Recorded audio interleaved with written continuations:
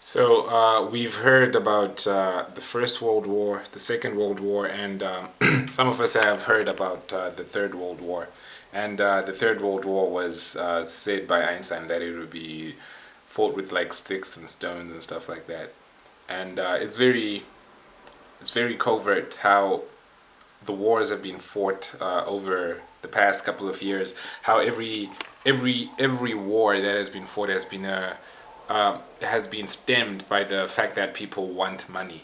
So the love of money is certainly the root of all evil, and this is what's been causing so many different wars.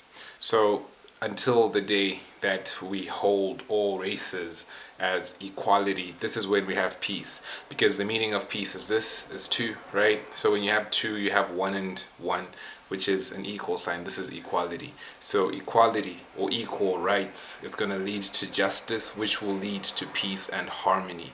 This is when we're all in one accord. But until that day, until the day that we hold everyone in the same regard, then we won't have peace, because people will always want to have that freedom. So people will always struggle. People will always grovel and grumble, and there won't be peace.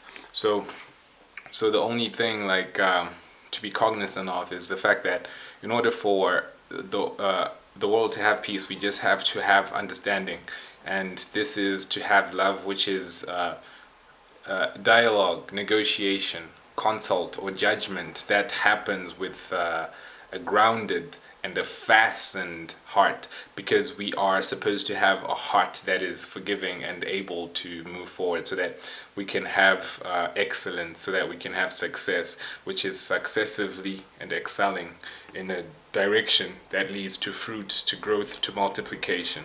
And war is the exact opposite. We are fruitful and we multiply because we make love. When you make love, the woman has a fruit and she multiplies and she has an offspring. And that spring is a spiral or a cycle that starts over again.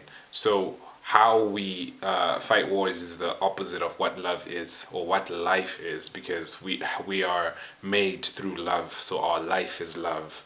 So it's the opposite of love, and this is what we got. So the concept of Third World War is something that's been spoken of for so many years by people who know what they're talking about. And what they actually mean is the fact that the Third World War is a war, the third one, that will be happening in the third world. What they call the third world. Who calls it that, and who are they? They are the ones who are speaking about the Third World War. They are the ones. So the Third World War is being fought in the third world. And how we have come into a world where we have three different worlds within one world is beyond me. But this is why it's Babylon, because we're in different worlds. So this is the whole essence of the statue of Babylon, and why Babylon must fall, because we're in the Third World War. So there's this Third World War, or a war in the third world that is being fought. And this war is apparently not like a nuclear war, but it's a war on the minds of the people, because it's actually being fought by everyone, or to everyone, because everyone comes from the so-called Third World War. So this is what we're fighting. This is a war for your mind, and this is coming in this age of the hypnotic.